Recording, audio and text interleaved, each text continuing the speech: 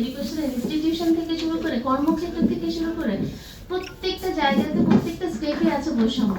এখন শুরু করার জায়গাটা আসলে খুব জরুরি। তো আমি ধরেন একটা লম্বা সময় কাজ করার এক্সপিরিয়েন্স থেকে আমার যেটা মনে হয় যে যেটা থেকে আসলে চিন্তা করা উচিত সেটা হচ্ছে আমরা না অনেক বেশি ছড়িয়ে যাই। মানে ধরেন এই যে আজকে সবাই একসাথে বসেছি, আমরা অনেকগুলো জায়গা চিন্তা করছি যে আইনুন আপা, তাই আপা, সুমি আপা, অনেকগুলো জায়গা বলতে আসলে অনেক জায়গাতে বৈষম্য আছে, কিন্তু আসলে শুরুটা করবো কোথা থেকে?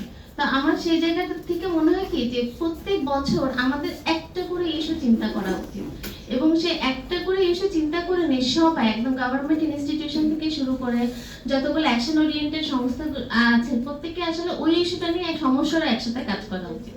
যেমন এখনকার কন্টেম্পোরারি পার্সপেক্টিভ থেকে তানিয়া আপা যেটা বললেন যে সহিংসতা ছুঁড়ে মারা যে প্রবণতাটা ভীষণ রকম স্প্রেড আউট করেছিল, এবং তখন কিন্তু সবাই একই টোনে একই অ্যাকশনে অ্যাসিড এই থ্রো করার বিষয়টাকে নিয়ে কিন্তু কাজ করেছিল। এবং কন্টেম্পোরারি পার্সপেক্টিভ থেকে আমরা দেখেছি যে প্রবণতাটা হ্রাস না হলেও এখন কিন্তু একটু মাত্রাটা কমে এসেছে, কারণ সবাই একটা এজেন্ডা নিয়ে আমরা কাজ করা শুরু করেছিলাম। সো ওয়াই নট যে এবছরের যে আমাদের ইউএন ওয়ামেনের যে জায়গাটা যে অ্যাকশন, রাইট জাস্টিস অ্যাকশন, সেখানে আমরা একটা ইস্যুকে ফোকাস করি যে সবাই আমরা এই এই বছরটা আমরা এই জায়গাটা নিয়ে সবাই কাজ করব, যেভাবে হোক ধর্ষণের জায়গাটাকে আমাকে অ্যাড্রেস করতে হবে, এটার মাত্রাটা কমিয়ে আনতে হবে।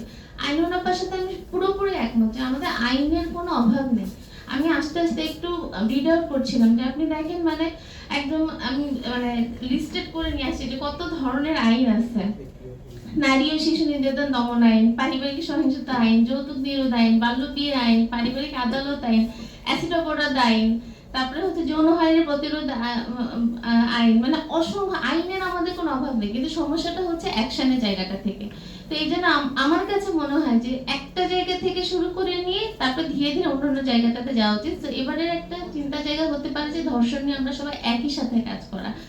আর তার সাথে সাথে আপা যে জায়গাটা বলছিলেন সেটা হচ্ছে যে পরিবার, কারণ পরিবার এমন একটা জায়গা যেখানে আসলে বৈষম্যের বলা যায় যে একটা সূতিকাঘাত, এবং এখান থেকে আসলে জিনিসটাকে লার্ন করছি এবং সেটাকে আসলে আমরা স্প্রেড আউট করছি।